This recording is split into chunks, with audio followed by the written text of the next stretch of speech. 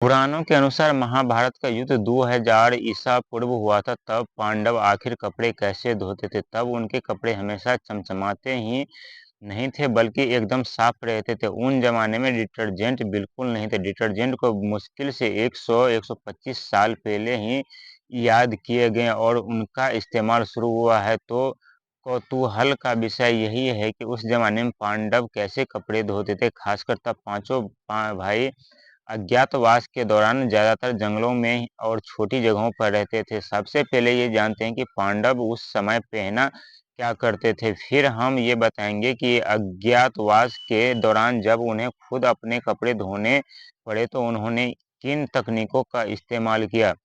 ये सवाल अक्सर पूछा जाता है कि महाभारत काल में कैसे वस्त्र पहने जाते थे, पांडव क्या पहनते थे, उस समय कपड़े कैसे बनाए जाते थे, महिलाएं क्या पहनती थी। महाभारत काल में पांडवों के कपड़ों के बारे में जानकारी सीमित ऐतिहासिक स्रोतों से मिलती है। उस समय के कपड़े मुख्य तौर पर प्राकृतिक फाइबर जैसे कपास और ऊन से बनाए जाते थे।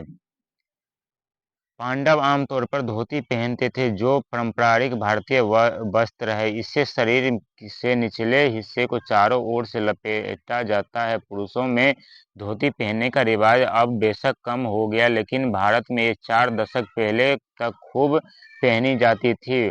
उड़बना एक प्रकार का शॉल या दुपट्टा होता है। पांडव इसे पहनते थे। इसे खास तौर पर कंधे पर लपेटा जाता था। ये सम्मान का प्रतीक माना जाता था। कुर्ता, पांडव अक्सर कुर्ता पहनते थे, जो लंबा और ढीली वस्त्र होता था। ये लोगों की सामाजिक स्थिति और रुतबे को भी दिखाता था।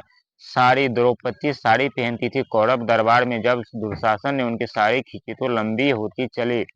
जब पांडव महाभारत काल में 13 साल के वनवास और 1 साल के अज्ञातवास में भेजे गए, तब उन्हें अपने कपड़े खुद साफ करने पड़ते थे। तब कपड़े धोना मुश्किल काम था। लोग हाथों से ही कपड़े धोते थे।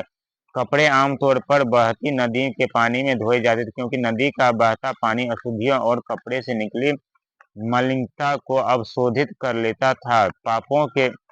पापों के कपड़े साफ कर देता